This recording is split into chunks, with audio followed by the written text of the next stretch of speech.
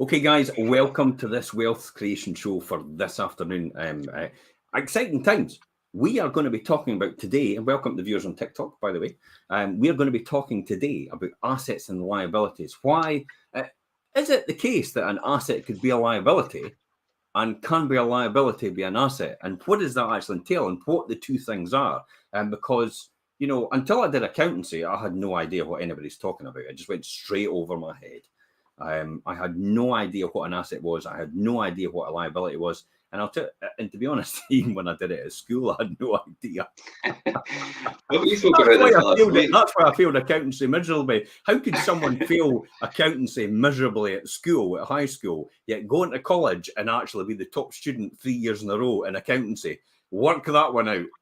Well, I wasn't a top student, but it wasn't until I got to college and done the accountancy part of my course and that I realised obviously exactly what the class asset and liabilities as. But as we touched on at the weekend on the show, and obviously said we would discuss further today, can an asset be a liability, and vice versa? Can a liability be an asset? So let's have let's go through it today. More instantly, Richard. Let's talk about who's the next Prime Minister. or who's due to be. You know why I'm laughing? Because the both of them will make no difference to the quality of my life. It will make no difference because I've broken out of this system completely, and I don't want to play their game. And I think this is what the Wealth Creation Show is all about. It's all about teaching people to empower themselves so they can make the decisions for themselves and they can take control of their own financial future. This is why we go in depth into all these different details. And we're up to episode 35 now. So there's 34 other episodes on this playlist that we have on YouTube, which will go over all the different things for property investment, for wealth creation, for opportunity cost, opportunity loss, risk analysis, sensitivity analysis, all these different things you had no idea existed, which you can use as tools to control your financial future and the people round about you. That is the key here. Don't let other people make the decisions. It's the failure. You know what somebody once said to me? What was it? You are where you are. Somebody far more successful than me, by the way. You are where you are, Richard, but because the decisions you've made or you failed to make and other people have made for you. Yeah. That was pretty hard hitting. Yeah. And that was. Yeah, I would agree with that. It's like I never realised that. Start to question yourself. You know the reason why? Because it was a time when I was extremely challenged up here, and I was almost like a blame game. Blaming other people for where I am right now and being upset with that and saying it's everybody else's fault, and they were just basically bringing me right back and saying, well, to be honest, Jim, it's because the decisions you failed to make and actually let other people take these decisions for you about your future. And I thought it was upsetting in the beginning. Kind of thought, ooh, that's a bit harsh. Yeah, but I think with a statement like that, it makes you look at yourself, maybe accept the fact that you've not obviously grabbed your future and made your own decisions, but then it allows you to then think, right, this is what I need to do now. And I think in terms of learning and building wealth and things, these shows, like you just said, that are all through the playlist, they're brilliant. And since I've joined you doing them on a regular basis, I've learned so much as well. And there's something there for everybody. So they really are quite good. So please listen back to them, guys, if you're looking to learn and pick up things. Do you think that's with repetition is the mother of all skill? Definitely. And actually discussing it over and over again. And sometimes, because we talk about, in a previous show, but the reality is we keep discussing it all the time because it strengthens your knowledge in that field. And it also gives you a higher insight into what you should be doing next in order to take control of your own future. Yeah. So to hell with it. Who cares who's going to be the next Prime Minister? That is the reality. They're not going to make any concessions for anybody. They're maybe going to pretend to help people, but in essence, their coherent policies or their incoherent policies are only designed to appeal to the masses. And unfortunately, the people on the periphery fall out of that, and it doesn't appeal to them at all, and it doesn't help them at all. And this is the people probably at the least, the 10% of people who actually don't have anything at all and are really struggling. And that will grow to increase as we grow to increase. But this is why we teach people and tell people about how to create that wealth for yourself. I mean, going by social media this morning, I think Liz Truss is the front runner. But there were totally castigating her this morning because she's gone on about, oh, I'm going to do like the road speed limits the same as Germany and things, and like people are like, who cares? Like, let's address the topics that are relevant at the moment. It's no speed limits. Let's talk about the elephant in the room. Never mind about blooming road speed limits and stuff like that. Let's just get the matter right down. And I believe wholeheartedly she's been appointed as the fall person for all the next calamity that's coming. she's going to be, and mark my words for it, she will be the person that's blamed for everything that's about to happen. Just like Boris Johnson. Theresa May as well. She was a bit of a fall. Theresa May was there for as well. It's a poison chalice right now. No one wants to inherit this. What's about to happen, the cost of living crisis, and everything that's going to happen out of that. So that's why I think they're actually wanting her to be in there, so they could use her as that fall person. And Rishi will be saved for a later date, and it's like, let's just wheel him out when everything's fine now, and everybody will go the guy of stability, and it's like, but I've seen all this before. You've no Richard, but I'm 20 years ahead of you, but I've seen it all before. It's like I go back as far as John Major. I think that's probably the first one I remember. It reminds me of the parody of the New Statesman, which Rick Mail used to do. Because Rick Mail was a complete socialist, but he did that parody of Alan Bastard, that the New Statesman, and he did satirize exactly what I'm talking about right now, about the person. Oh, right, it's going to be tough times ahead.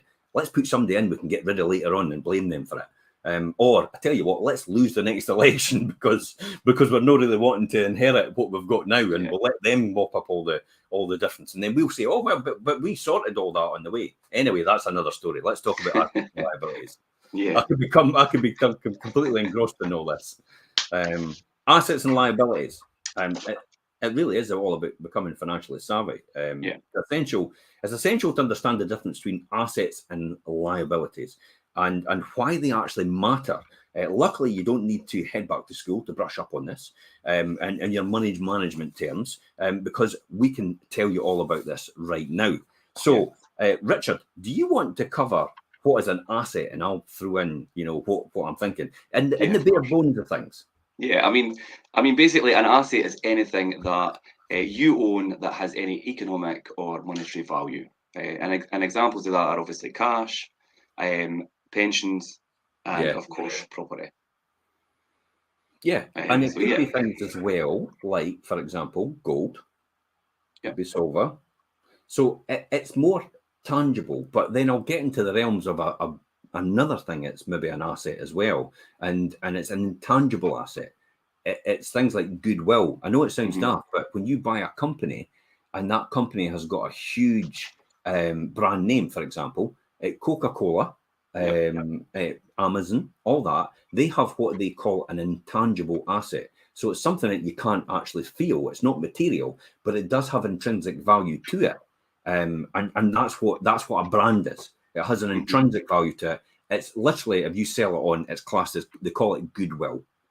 So it's, in other words, you've paid a bit more than what the company is truly worth on the nuts and bolts, on the assets minus liabilities. And we'll talk about what liabilities is. In other words, what you own against what you owe, divide minus each other, and then it's worth a bit more than that. That's the goodwill. That's intangible. That's what other ones as well is possibly revaluation of property. That's another asset class, because the property is going up in value. So in order to recognize it on your balance sheet, in other words, on your, I'm getting into the realms of balance sheet now. The balance sheet is a snapshot of where you are right now at that point in time. So in other words, if you took a camera, this is how I was taught in accountancy. If you took a camera and took a picture of you right now in terms of your finances, what you had and what you owe, and then you took that is what the balance sheet is. In other words, that is what your net worth is at the bottom, assets minus liabilities. Again, that's quite a good way to explain it. Net worth, So that's how I was taught when I first got into accountancy. You take a camera, you take a snapshot. Now, the profit and loss, which goes alongside that, is a reflection of what happens in the year or the period of time that you've done something. In other words, what you've gained against what it's cost you. And an easy way to look at your profit and loss is what you're actually earning in income is your sales. In other words, what you're earning from your salary, that's your sales in a profit and loss account against what it costs you to do everything else. In other words, my mortgage, my car, my electricity, my gas, my council tax, my food, my clothes, my entertainment. That's the expenditure. So income, travel and things, yeah. And that's what profit and loss account is. And that gives you your profit or your loss at the end of the year, which is what you've got left. And if you've got anything left, to be honest. By the time you pay travel costs and utilities in this day and age, yeah, you've not got much left to play with. When you look at it like this, and you take away income minus your payments, what you're actually outlaying, and you have what's left at the profit at the end or the loss, that will either increase or decrease your balance sheet. See how that works? How that all fits in now? So profit and loss is what you do during the year or the period of time you're measuring, and the balance sheet is a snapshot at that time when you stop it. So that's why you have a profit and loss and a balance sheet for a company. And they can get into the realms of things like cash flow statements, but that's to show you where your cash is going. Yeah, because you could think you're worth more because your customers, you've done a job for your customers, but if you've not been paid the money yet, you've sold them something. So it makes you look like you're actually making money and profit because you've sold them something, but you've actually not got the cash yet. So that shows as a debt in your balance sheet. Therefore, but it's only realizable. This is why the cash flow statement is important, because if you don't have a cash flow, all your money could be tied up in debtors and the people that owe you money. It could be tied up in stock, things that you've made to sell to people, and therefore you could run out of money. And actually, so you can be very profitable and actually run out of money. Yeah. And then that's you out of business. That's a weird one, eh? How to be really profitable, but actually be out of business because you've not got enough money, liquidity. That's how the banks work. Yeah. That's how they ran out of money because they had no more money, no more cash to lend. That's how the credit crunch happened because they had no more money to give people. We've got no money to give you. We can't give you your money back. Maybe we look solvent, but when you look at the money they've got in the bank, actually cash, like what you talked about here, we can't actually give you any cash back. So that's why they basically says banks are in trouble, credit crunch. So they couldn't lend anymore because they had no more money to lend. Anyway, so assets can be liquid or they could be fixed. Yeah, that's what you're absolutely. saying. Yeah. So I mean, like a liquid asset is one that you could sell quickly and then easily convert into cash without negatively affecting its value. That's things like, well, if you look at it in your day-to-day stuff, it's like maybe you've got a table you want to sell on eBay. Yeah. That could be sold quickly. You've got a mobile phone, it's an old one, and you think, okay, I could sell it for £100. That's liquid assets. Yeah. You've got, I don't know, well, stock is a classic example of that. And what else is a classic example of that? Money in your savings account. Yeah, that's money in your savings account. That's a good example of that. Yeah. What else do you think? So yeah, well, money in your savings account. Now, what about savings in like if you're building up, obviously. So what about your pension fund then? That wouldn't be a liquid asset. No, that would be fixed. That would be more a fixed asset. That would be purely for the fact that you can't get that until a period of time elapses and you're 55 onwards.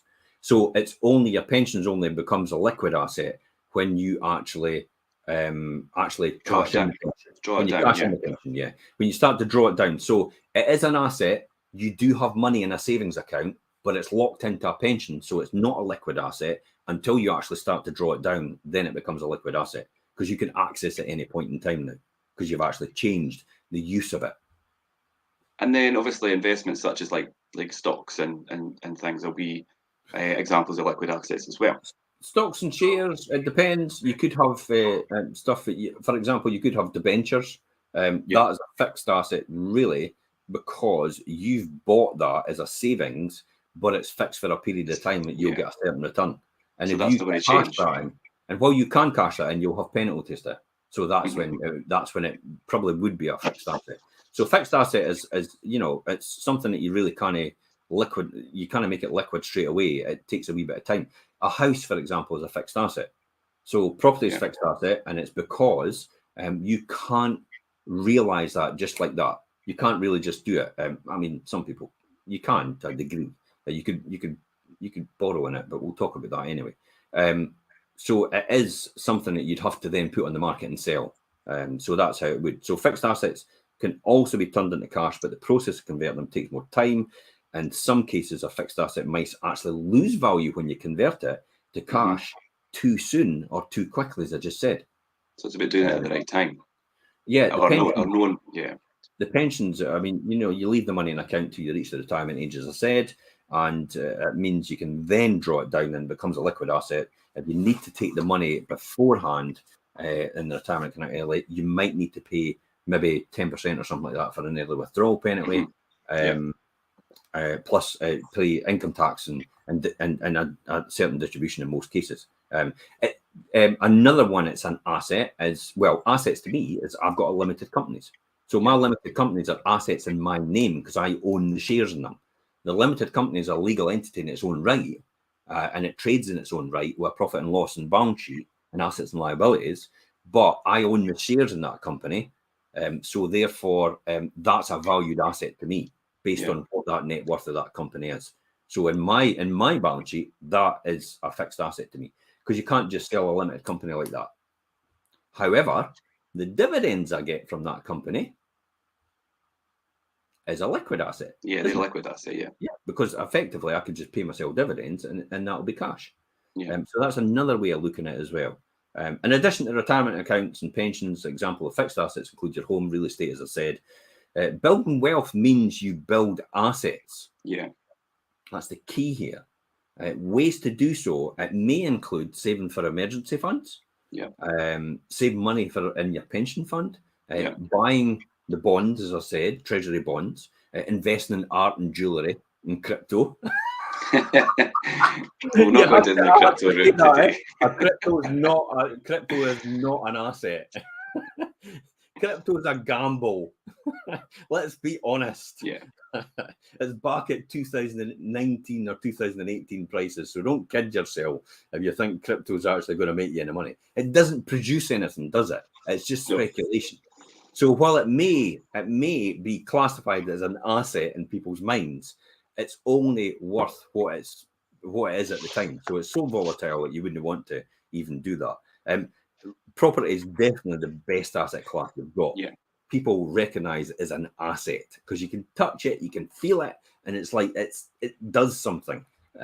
So that's really important as well. Yeah. So what would you think is a lot? Sorry, Richard, what were you going to say? I was just going to say before you jump up, because I know we're going to go on and then talk about liabilities, but Mark's chipped in here with quite a good question, and I'm just going to share it, and we're going to cover in a wee while. But so Mark's saying if your mortgage is a liability and your house is an asset, how do you balance that?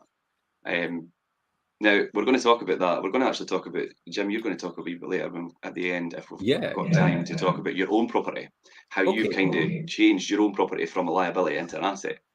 So can I answer that question now? Yeah, go for it. So classic example, Mark, if your mortgage is a liability, no, I'll put that on deliberately. If your mortgage is a liability and your house is an asset, how do you balance that? Okay, so your house is an asset. So for example, my house is probably worth £400,000. Therefore, my mortgage is only £130,000. So therefore, when you look at it like that, then my equity, in other words, what I've got, what I own net worth wise, is one minus the other. So 400 minus 130 comes to 270,000. So my net worth in that simplistic world is 270,000. And that's how people go, your wealth is 270,000. So that's the asset minus the liability. However, we'll keep that till later on. Your house can actually be a liability. We'll talk about that in the context. We'll talk about liabilities first. No, let's not confuse it. Let's get it straight first. What is what? So everybody understands that. And then we'll start to talk about, just throw that out the window because it's no true. But this is accountancy terms, remember. This is how accountants look at it. So what's a liability, Richard? Yeah, a liability, I mean, well, basically a liability is a debt. And a debt which is obviously maybe possibly like we just spoke about a mortgage, things like student loans. Right. Can I just say A mortgage is another word for a loan, but it's exclusive to a house. That's all. So if people talk about loans and they talk about mortgages, loan and mortgage is the same thing. It's just that mortgage is always with a house. That's the only way. That's how it's termed. It's called a mortgage. You can say it's a loan if you want. It's the exact same thing, but it's just termed as a mortgage. Everything else outside a house is a loan. For the purpose of this exercise, I actually did. I mean, you could do it yourself, but it's actually, the word mortgage is defined in the dictionary as a legal agreement by which a bank or a building society lends money at interest in exchange for taking the title of a debtor's property. You've been doing your homework. I mean, obviously you could Google that, but that's how it's defined in the dictionary. Yeah. Another one as well is you've got things like, well, student loans is a classic for personal debt. Credit card debt is another thing. That's a liability. Other liabilities would be people that you owe money to. So anybody you owe money to, really a liability. And mortgages and debt and that's probably the easiest one. Although a liability sounds like something that would always be financially unideal, I would say. Yeah, that's a good word. Since it takes money out of your pocket, it's not always the case. For example, you may take out a mortgage to help to buy a house. As you pay down the mortgage, you build up equity in your home. Once the mortgage is paid in full, you own the home. So it sounds like something would be unideal, but in essence, it's possibly necessary for you to build equity. But that's not necessarily the way I would build equity, and we'll talk about that a bit further. Student loans are other examples of liabilities, and they can have a positive impact on your finances. If you borrow money to go to school, you might be more likely to find a higher paid job than you would if you didn't take the student debt loan. In other words, if you didn't go to university, you didn't actually have a loan for surviving. But here's another story. You know the story.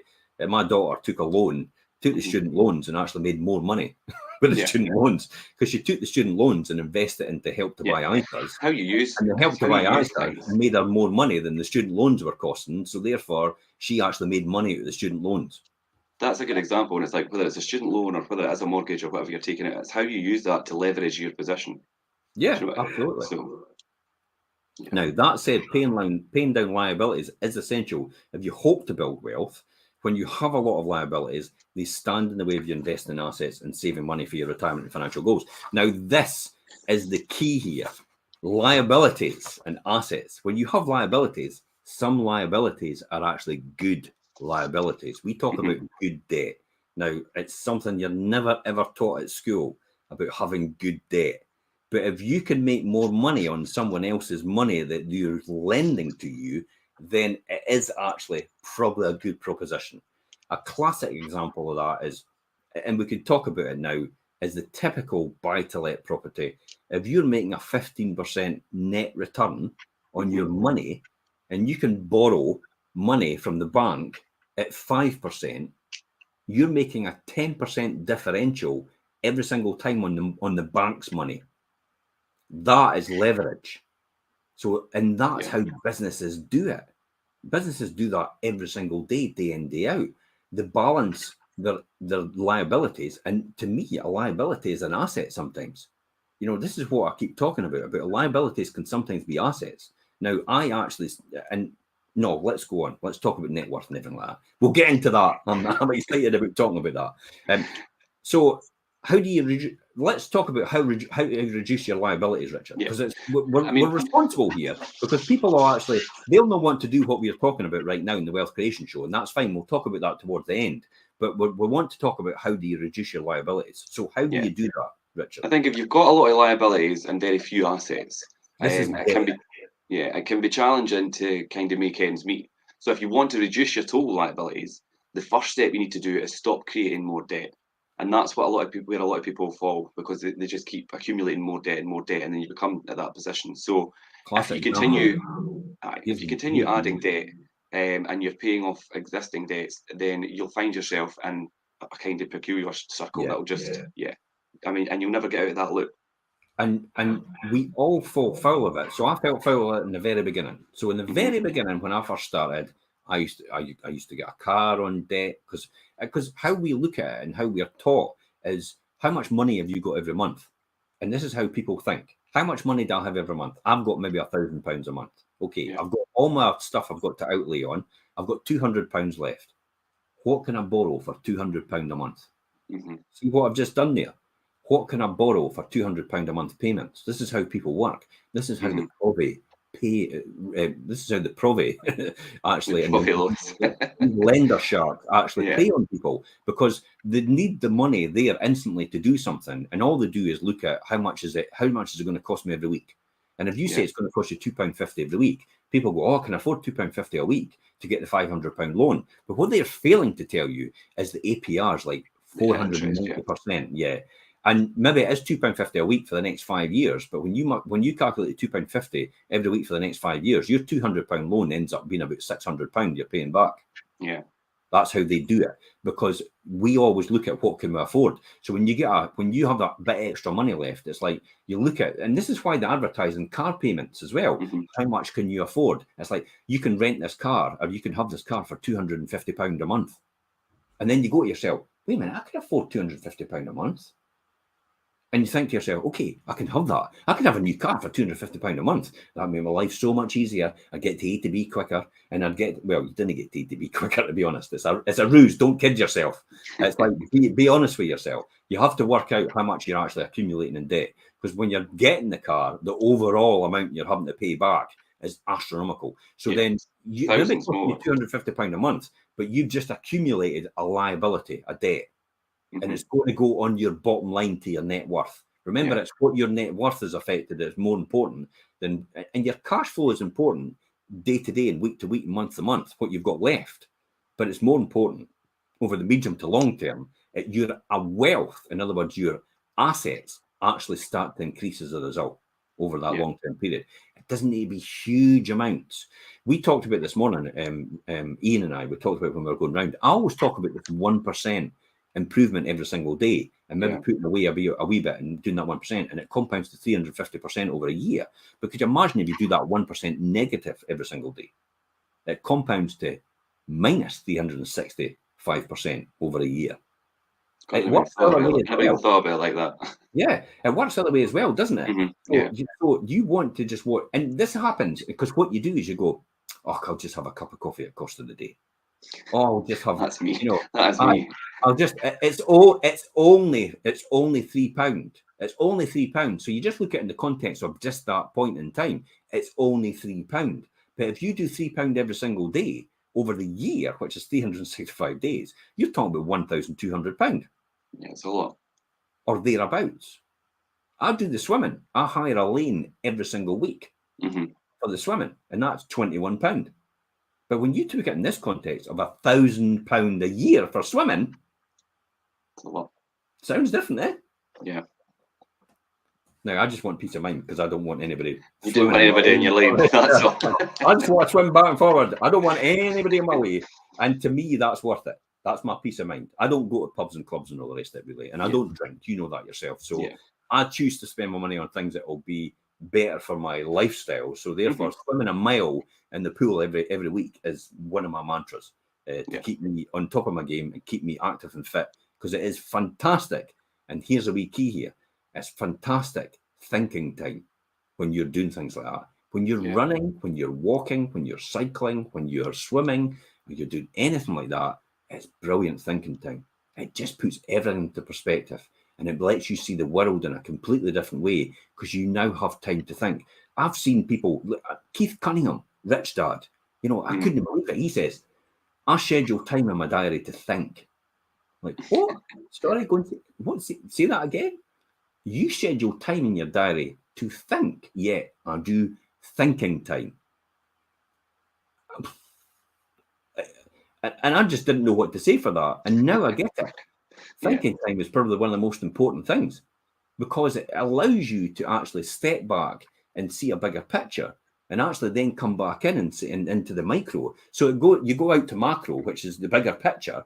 You go into micro, which is the minuscule detail. And sometimes you've got to come out. You can't see the forest for the trees, is the expression, isn't it? Because you're so close to it. It's right in your face, and it's like you can't see anything round about you. And then when you come right back, you go, there it is. That's what I'm looking for. You now see a bigger picture, and that's why that's important. So thinking time is extremely valuable to help you in that process. Yeah. So don't get caught up in this scenario of immediately thinking you've got a couple of £100 a month, a car's only £250 a month. It's not. It's a 5-year commitment of £250 a month, which effectively, if I could find my calculator somewhere, wherever it is, I had it somewhere. Richard, you got a wee calculator somewhere? Yeah, but I mean, I do think. I mean, when you think people do think that, oh, it's just £250, but if you, I mean, a 5-year commitment's a lot. Sorry, I've got my calculator here. Oh, my phone's right in front of me. It's broadcasting on TikTok. I'm looking for my calculator's on my phone and TikTok. It's like, so I'm broadcasting. So we're 200. I'm looking for my phone, thinking, where is it? Where is it? So we're £250 a month. That's what we're doing. Yeah. So £250 times 12 times 5. Yes, 3,000. And then we're doing it over 5 years. Right. Which is 15. So £15,000, that is debt that you've just acquired, because you can't get out of that. You're into that for 5 years. So you've just acquired £15,000 of debt, plus the fact you've just bought a car. Oh, but it's an asset, I hear you say. Which depreciates very quickly. Depreciates in value very quickly. It depends what you mean as an asset, really, because when is an asset no an asset? When it's a liability. And a car, to me, is a depreciating asset. In other words, it goes down in value. Same like a mobile home. People go, oh, it's a home. It's like, I'm going to buy a holiday home and it's a mobile home. And it's like, that is a depreciating asset. I would not be buying that. Bricks and mortar are where it goes up in value. Mobile homes go down in value over time. They're basically just, they're just basically bothies or terrapins with fancy interiors to them. That's it. They go down in value. They're not bricks and mortar. They don't go up in value. So that is when an asset is really a liability. And so you actually think you've got value. And that's why when you spend £15,000 on a car and you get to the end of 5 years, your car is only worth £3,000. Yeah. So you've lost money. That's the argument as well, where people say, maybe I should hire. Maybe I should hire the car. Effectively, that's what you're doing. Yeah, you do hire purchase.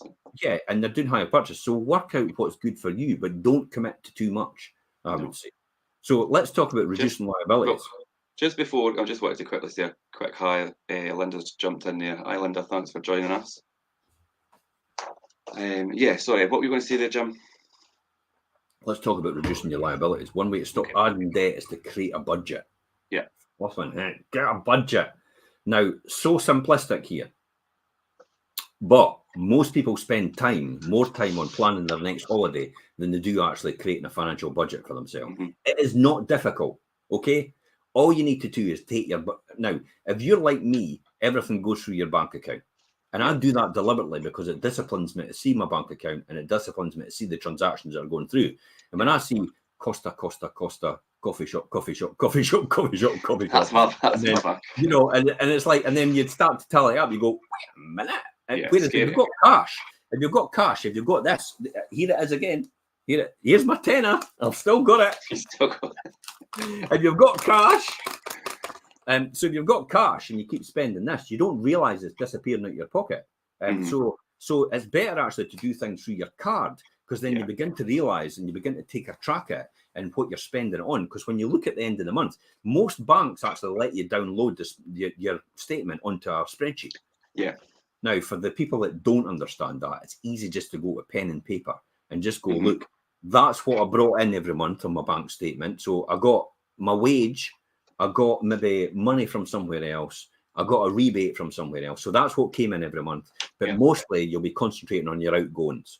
It's like, there's my mortgage, so put my mortgage down. There is my electricity and gas. Put my electricity and gas down. There's my council tax. Put that down. There's this. Put that down. There's my food and my food, my supermarket stuff. Just the food. There's my clothes. There's my for that at that time I was cigarettes. I've been extortionately expensive. I've been stopped for years. Last time I bought cigarettes, it was £1.20 a packet. That's how long ago that was. So, that was a long time ago, Jim. That was a very long time. Luckily, I stopped, and my health's more important. Hence the reason why I've got marathon on. So That's another thing you should. And alcohol and nights out and music, leisure and things as well. Theatre and leisure and all that stuff. Don't just lump it in. Start really putting yourself a task, putting it all down, and then that's when you'll begin to see a real good picture about what you've got, what you're spending on, and then you start to think to yourself, wait a minute.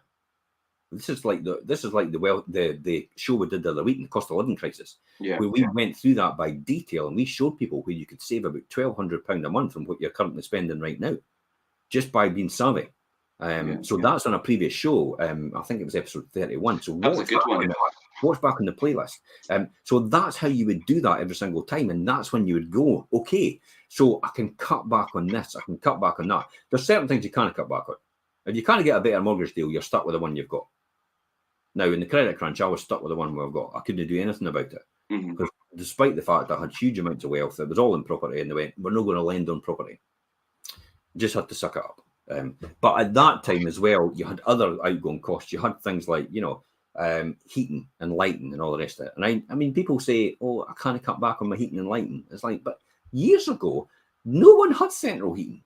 We had a fire, everybody sat around, and they put more clothes on. We didn't walk around the house like it was Marbella every day, in your pants and t-shirt, and that's it. And shorts and your sliders. Yeah, that's essentially what people do nowadays. They didn't have things like a dressing gown or anything like that. They didn't actually cozy up. They didn't put a blanket over themselves. And these are all things you can cut back on if you really want to. Electricity usage, and it's like, wait a minute, I could cut back on my electricity usage. Do I really need to use the tumble dryer every single day? Can I not just get off my arse and go outside and actually hang them out on the rope? Do you know, I was reading over the weekend, the American fridge freezers are second for the most consumption of electricity, but it's your condenser tumble dryer is number one. You read that and I read that, but there was some of these figures I think are skewed. A 4-watt bulb was using about 3 times more energy than a 20-watt kettle. And it's like, wait a minute, I know the science. A 20-watt kettle, would burn more than a 4-watt bulb? And you're telling me the 4-watt bulb costs more to run? It's like, I do not believe that for a minute. So I just dismissed that. It's going about doing the rounds now. Yeah, I've seen it. It's a pile of shite. And this is why I asked people to substantiate. A boy was on this morning going on my feed going, inflation's going to go to 25%. And I went, okay, so what credible source did you get that from? And he went, it's all over the news. I went, well, I've not heard anything like that in the news. There's 2 things I've heard. The Bank of England predicts that inflation could go to 13%. And the think tank connected to the Bank of England thinks it might be as high as 18%. That's as much as I've heard. Aye. And I said, and here's what I said to him. I've now said, okay, so if you're right and inflation does go to 25%, what will that do to you? And he's going to come back and go, oh my God, my world will fall apart. It'll cost me a fortune. Wait a minute, it'll cost me a fortune and the rest of it. And da-da-da-da-da. And the world will be catastrophic. The henny penny, the world's falling in because it's gone to 25%. So I says, okay. And my next question to that is, so do you really want to be right? And you've not heard anything back. Well, when you think about it, let's hope you're wrong then. But it's like definitely. There's so many people running about going, I'm going to be right. I'm going to be right. Inflation's going to go to 25%. Interest rates are going to go up to 10%. I'm right. But you're rich as well and you've lost your house. Yeah. You could be right or you could be rich, but you can't be both. Work that one out. That's a Keith Cunningham. You could be right or you could be rich, but you can't be both. The people out there determined to be right, and they're going to end up, if they're right, they're going to lose their homes. Yeah. But I'm right. Sorry, kids, you're going to have to live out in the street. I'm right, though. You see the mentality in that? Yeah. Idiots out there going about saying, I'm right, I'm going to be right, it's going to be 25%, it's going to be 10% base rates. We're all going to hell in a handbasket, but I'm right. The idiosyncrasy of that whole thing, it's just mental. Anyway, let's go on. Take a look at your current debts and how much you're paying each month. Can you afford to pay more than the minimum each month of your current debts that you've got now? If you can, just that wee bit thing. The snowball effect, as I said, this 1% every single day over a year is 365% improvement. But less than the minus 1% is 365 less. So just make that wee incremental improvement every single day and start paying down that debt. The things you can't afford to pay. The snowball method to decrease your debt. Using this method to pay off the smallest debt. Go for the one with the highest interest rate first, because that's what's costing you the most. So things like your credit cards and that, if you can't get them onto another, I'll be honest, I'm not a big fan of rolling your money over to an interest-free, another lender, because you're just prolonging the inevitable. I'm more a fan of being disciplined right now to get put money on it, get your bloody act together and do something about it, because the shit's going to hit the fan. Let's be honest about this, and you better buckle down right now. And that's the reality. That's what's happening. I've no bones about that. There's compelling evidence now. I base everything on facts, but there's compelling evidence. You can't ignore what the Bank of England's saying, what the government's saying, what everybody else is saying, and even the utilities companies are actually saying the same thing as well. Do you know what we spoke about over the weekend, Jim? And I've seen somebody's comment on social media, and it's just somebody's opinion, but it's obviously wrong. And they're like, oh, what they're going about for the current crisis, and it was like, what crisis? But as we said at the weekend, the current situation, we're only at the beginning. It's still to come. So delusional. There will be something that will happen. It's natural. I mean, Warren Buffett and Charlie Munger actually talk about this every single time. They talk about, and then what? So they talk about every single time when you pump money into an economy and quantitative ease and keep pumping money in, there's going to be a ramification later on. And it's like what I said about fixing something. Once you fix something, it always breaks something else. Yeah, it's inevitable. It's the yin and the yang. It happens every single time. As soon as you fix a problem, it creates a problem. It's the easiest way of saying that is medicines. You take a medicine, and the next minute you've got to take something to counteract the medicine for another effect it has on you. You get that, don't you? It's like I've got to take these 20 million tablets, and it's like because I'm taking these other tablets. I've got to take this one to sort my problem with my liver, but I've got to take these 5 other tablets because I've got to the tablet you're taking gives you like indigestion or whatever, or the reactions to it. So I've got to take 5 other tablets to actually, counteract it. But then when you take these 5 other tablets, the toll it's taken on your body is the ramifications again. So it's always, and then what? You've got to remember that everything that happens, there's going to be a repercussion of what's happening. And I don't mean it in a bad way. I just mean there's always a ramification about what happens next and what's happening next. Charlie Munger, Warren Buffett, they've been here a lot more years than us, more successful. They are billionaires for Berkshire Hathaway, and they know exactly what they're talking about. The nuts and bolts of creating wealth is right there in a masterclass every single time the boys open their mouth. People can laugh at them and go, you don't know anything about TikTok and all the rest of it. It's like, these boys are nuts and bolt wealth creators. They're on a different field completely. They're on a different plateau. If we're on the planet Earth, they're away in the next solar system and the next galaxy completely. They know exactly what's going on and how to what's coming next and how to resolve it. So let's get back to when you paid off the smallest debt, put the amount previously paid towards your next smallest debt. So in other words, when you paid off the highest interest rate, then put that money you're paying off the higher interest rate towards the next one that you're putting to as well. And just keep doing that. When you get a salary increase, don't run out and spend it. Don't think, I've got another 200 quid. Let's go and get another car. Because we can't be bothered going to the bus stop, or we can't be bothered sharing the cars. It's like, forget it. Take that 200 quid and start investing it or start paying down existing debt. Yeah. Because you don't know you've got it anyway, because it's an increase. You'll never miss it. That's what I've done all these years. I pay myself with different sources, by the way, but in my day-to-day job, I'm actually paying myself less in my day-to-day job than I was when I first started. But I still make more money. Yeah. And I keep more money. That's the key. That's how wealthy people think. It's an entirely different plane. When they talk about, I pay no tax, it's like, yeah, you don't pay any tax as an individual, but your company does pay tax that you own. Yeah. They pay them. So it's all it is they pay the same amount of tax to the economy, but all they do is they pay it in a different way through their company rather than through themselves. So they keep more money for themselves in their hand. That is the secret for wealthy people. That's why they remain wealthy and super wealthy. I'm not talking about rich. Rich just makes a lot of money. Rich people make money and they're still broke at a different level. That's rich. Rich and wealthy are two different things, and we've done a show on that as well. Because I got my Rolls Royce, but it's costing me £3,000 a month. I'm making 100,000, but I'm £3,000 a month on my Rolls Royce that I always wanted. It's like, you're nuts. You're an idiot. And I'll say that. You're an idiot. Rich people are still broke at a different level.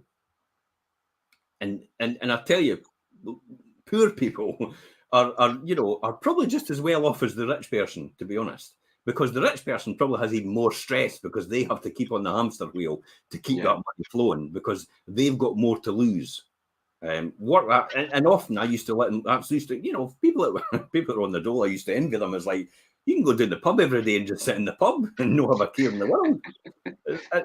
And that's kind of how you saw it, and that's how people that are rich actually see that, because they are broke at a different level. They've still got all these bigger. They've just got bigger debts. Wealthy people don't have that at all. Wealthy people are on a totally different planet, totally different plane, play by totally different rules. But they play by the rules that anybody can still play by. You just have to learn how to know these rules and how to work these rules for your benefit and your circumstances. That's the key here. See how I'm giving all these keys? Keith Cunningham talks about the keys to the vault, and his book, The Keys to the Vault. He talks about this is one of the keys. I'm going to tell you one of the keys right now, and that's why I keep referring to it as a word as key. It's not because of that, because I know that is one of the keys to this vault to get that wealth and get that right next to that. Another option called the debt avalanche is to focus on paying the debt with the highest interest rate first. This is what we spoke about that. Aim on that because you're paying the higher interest rate, which actually takes more of your money to service. Therefore, if you pay that quicker, you have that money that you're servicing the debt with as well, back quicker as well, and that will do it. I'm a big fan of the debt avalanche, getting the highest one first. Yeah. Whereas the other one is do the smallest one first so you can pay these off quicker. Higher interest rate can keep you in debt longer with payments going towards monthly interest charges, as I've said in the actual balance. Ask your credit card or loan issuers for a lower interest rate. Did you know you can ask your credit card issuer to lower your interest rate? A lower interest rate, yes. I didn't know that. Yeah, of course. Hey, if you didn't ask, you're not going to get. Yeah, that's true.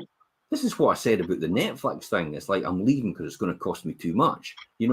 Disney, I'm leaving because it's going to cost me too much. And then what happened for them is the classic example. They go, oh, well, we'll give you a 6-month sabbatical. We'll give you for 6 months. We'll give you a reduced rate. And then we'll put you back on the normal rate again. That's exactly what they do. So if you can demonstrate extenuating circumstances, or maybe point something out that you maybe didn't know. In other words, maybe exaggerate the truth a bit with them. Possibly they might give you a dispensation. I would say that.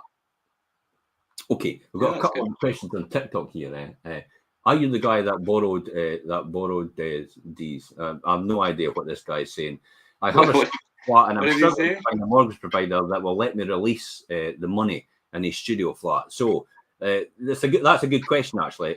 Listen, touch base with us. Just message us direct. This is somebody on TikTok I'm talking to. I know. Direct, email us. You can message us direct on the post, and we'll pick up that post privately, and we'll get you in touch with somebody who can actually do that for you. And he says, do you have one that you could recommend? Absolutely.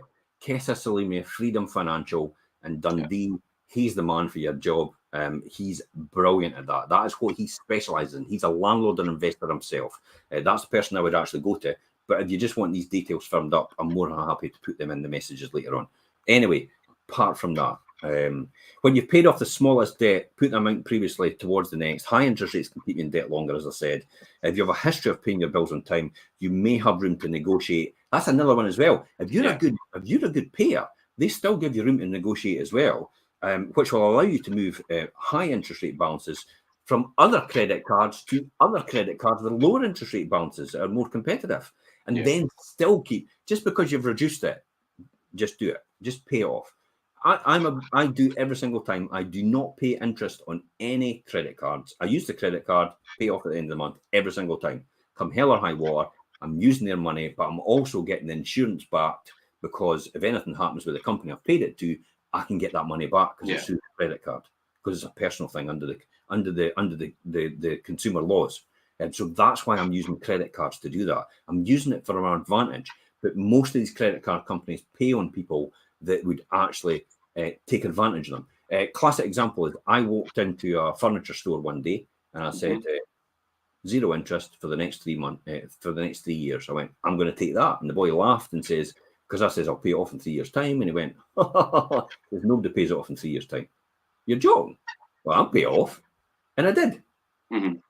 Because I got their money free for the next 3 years, but then I made sure I just put the money aside to pay it off in 3 years' time. And I actually made money on the money that their money was, because I took that money and bought another house with it. and I made money with I made money on my sofa. And I've still got that sofa today. That's how much I take care of them. We've had the sofa a leather sofa I bought 25 years, and we've been gluing it and stitching it for the last couple of years, and I will not let go of that, because there's nothing wrong with it and it works for the job. And I've been making a fortune off of that sofa I bought all these years, and I made a fortune with the money that they actually gave me free interest only. I had the money to pay it. I had the money to pay for it there and then. Okay. So what I did was I just said, okay, I'll just keep that money and I'll go and put it as a deposit for another house, and I'll take your interest only for the next 3 years, and then I'll pay it off in 3 years' time. And that's when they laughed. And then it's like, well, but it worked every single time. So if you can get interest free and you know you're in a position to pay it off in that period of time, take advantage of these companies to do that. They're there for that reason. If you know how to work it and work that system, which we talk about in here most of the time, we might actually do a show on how to work the system. That's a good one. That'll be a good one. So what is net worth? Just to finalize this, your net worth is the value of total assets minus your total liabilities or debts. It's pretty easy to calculate your net worth. Just add up your assets, take away your liabilities, and you're left with that. Now, when is a liability not a liability? We're just going to cover this at the end. When is a liability an asset, and when is an asset a liability? Now, I'm going to be controversial here and say to people that the house you live in is actually a liability. Because the house you live in every single day is not really an asset. It is an asset in accountancy terms, but to you, it costs you money every single day to service that debt on that house. You've got outlays every day. And you're relying on that going up in value. And if that doesn't go up in value, it's not really an asset, is it? Because the debt is outweighing the asset value. So it can be a stage. But my house itself has now become an asset. Now, why has my house itself become an asset? Because I've gone and bought my next house already. So I now have my next house bought already. We're going to move to. So everything that accumulates in wealth here, because you know how proportionately the house that you live in right now only moves up in value, but you're moving to the next house anyway, and that's how you're using it. So it's really a liability because it costs you money every day. And what's happening is you're just trading that for the next house in the same value. But because I've locked in the value of my house right now, my next house right now at this value, every day that house prices go up and this house I'm living in right now goes up, I'm now making all that money, as well as making money on my next house because I've got that rented. So there's something in there already. I'm now accumulating money for definite in my own house now. It is no longer a liability. It is an asset in its entirety. Hopefully everybody will understand that. What I mean by that, it's how to create wealth overall, and it's how to do that. We talked about how does the house become a liability because you're paying money every day, but we're indoctrinated into this. We're you know yourself. Go to school, get a job. Go to school, get a job, get an education, get student debt, get a mortgage to buy your next house. So our whole system's indoctrinated into getting your debt all the time. But you have to work out whether that debt is actually a good debt to you to allow you to move on to build wealth for that reason. And the most logical one I talk about is the debt for mortgages to buy to let. The mortgage, I see a buy to let mortgage as an asset. Definitely. Now, we just talked about mortgages being a liability. But I see a buy-to-let mortgage as an asset because it's an asset to me, because it's me taking someone else's money and actually making more money on their money. So to me, it's actually an asset. The house that I'm buying to do that as well is an asset because it's going to make money for me. Yeah. Money it generates is an asset. So see how that's all working? How everything involved in property investment is actually an asset. The repairs I do on a property I am renting is an asset because it's an investment in that property to keep it improved, to increase the value. So everything I'm doing is assets. Everything I'm doing in property investment is assets, regardless.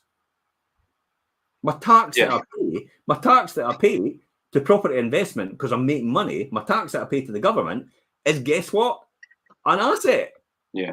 Do you know why it's an asset? Because it invests the money in the system that keeps me okay. It collects all my rubbish. It, looks after me for the National Health Service. But more importantly, it's an asset to me because if I'm paying money in my tax, I must be making money. So that's how I view it again. So I can't see anything how it wouldn't be an asset every single time. Just to the guy on the TikTok, did you say Kessa Salimi? Absolutely. Kessa's your man. Tell him we sent you in your direction. He'll look after you all the time. He's based in Dundee. His company is called Freedom Financial. Okay, that was just me covering TikTok. I've got a funny feeling the live disappears, you see. The text later on disappears. It's kind of like YouTube. You can't find it later on. You can't answer. So it's quite difficult to actually do that. So we're at the end of the show.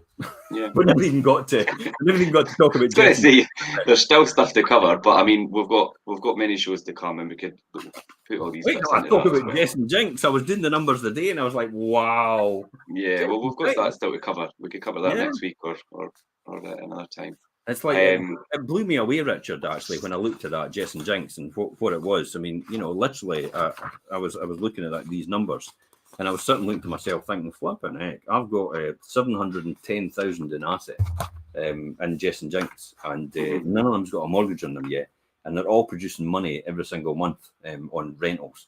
And that's the money I took from the borrowing that I did from the other limited company. So I took borrowing out of the other limited company, I lent it to Jess and Jinx. Jess and Jinx then made more money with that money from the other company who was making money as well. So I've got one company making money, I've got the next company making even more money, and then I'll take that money again, and I'll get the next company making even more money with that money. And it's like I'm recycling that cash every single time. And all it's doing is making continuous amounts of money. It's a money machine. Infinite returns. It's like, my God. It's like if people understood what this was like and how you could leverage yourself and I don't talk about leveraging a hugely. Don't go to 95 and 100%. That's not what we're talking about. We're talking about within tolerance and make sure the numbers work. But we've talked about that in successive shows or previous shows before. So go back and watch. That's my advice. Go back to our YouTube channel, look up the Wealth Creation playlist, and actually listen to these. You've got the podcast as well on our podcast channel as well on our website. So if you get on Anchor and look up 5 Properties on Anchor, you'll see all our wealth creation shows and all the podcasts we've done as well. So you can hear all some podcasts if you've not got the time to watch shows. And it's they're master classes in actually how to develop and increase your wealth every single time. Okay, Richard, let's wrap up. Okay.